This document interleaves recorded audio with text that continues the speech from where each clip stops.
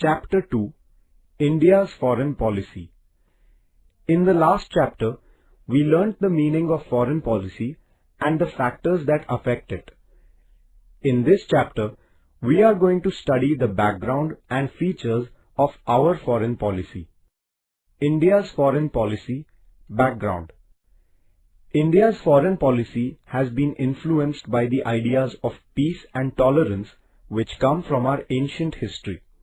The Indian culture teaches us that the whole world is like a family, Vasudhaiva Kutumbakam.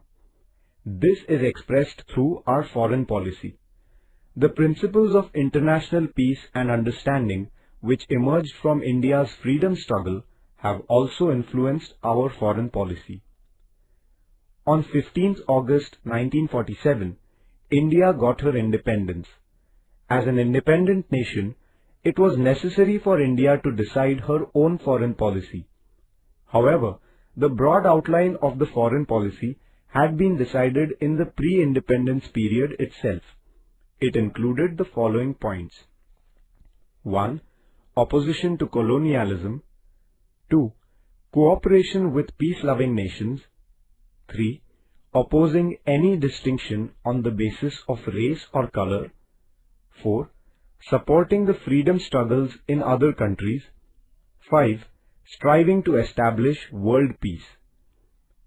As the head of the interim government, Pandit Jawaharlal Nehru had given a speech on 7th September 1946 in which he had clearly stated the objectives of India's foreign policy. He stressed on the need to formulate an independent foreign policy, not falling prey to the pressures of the other nations. India's foreign policy, constitutional provisions. After gaining independence, India started formulating her own independent foreign policy. Protecting the independence of the nation and preserving our territorial integrity are the basic objectives of our foreign policy. Article 51 of the Directive Principles of the Constitution of India guides us about how we should conduct our international affairs and transactions. This article states the principles of our foreign policy. The following objectives are to be achieved through it. 1. To promote international peace and security. 2. To maintain just and honorable relations between nations. 3. To foster respect for international law. 4. To encourage the resolving of international issues peacefully and through tribunals.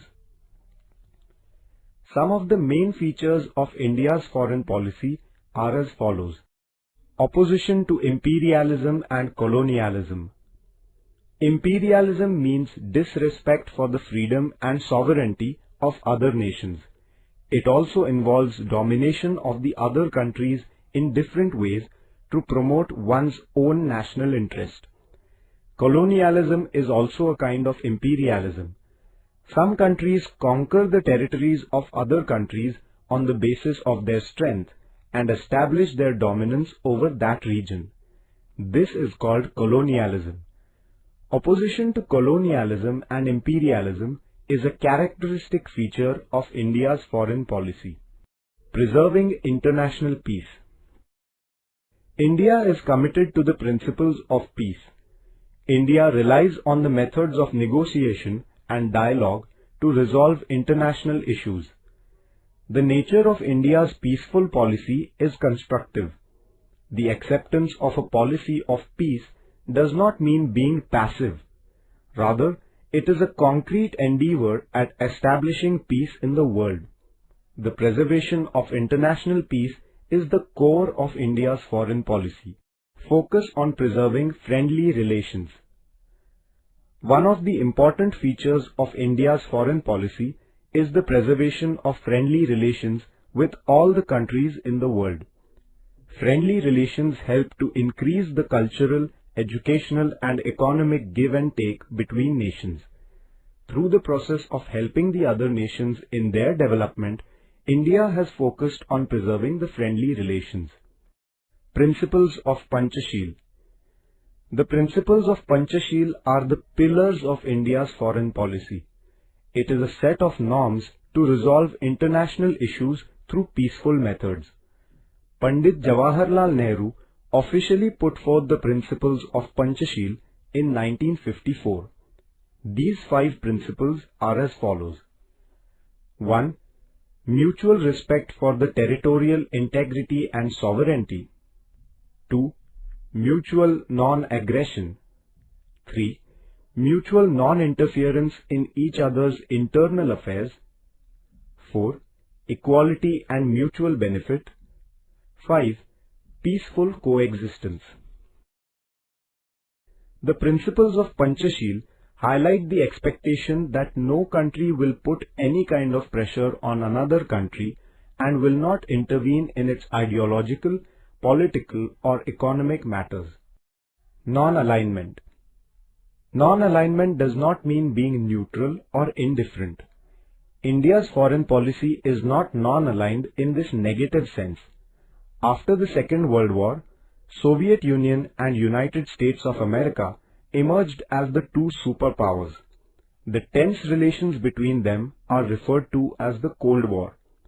During this period of the Cold War, there was an atmosphere of suspicion and tension in the world. The Soviet Union and the United States of America were both trying to pull the newly emerging independent countries into their camps. Pandit Nehru clearly put forward India's stand by stating that India would not join any camp as she did not wish to be dominated by anyone. Rather, she hoped for cooperation from all countries. This stand of independence and peace taken by India in the context of the Cold War is known as the policy of non-alignment.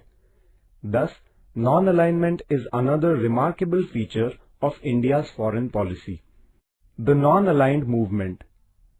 After the Second World War, the newly emerging independent countries in the continents of Asia and Africa supported the idea of non-alignment, and it became an important movement.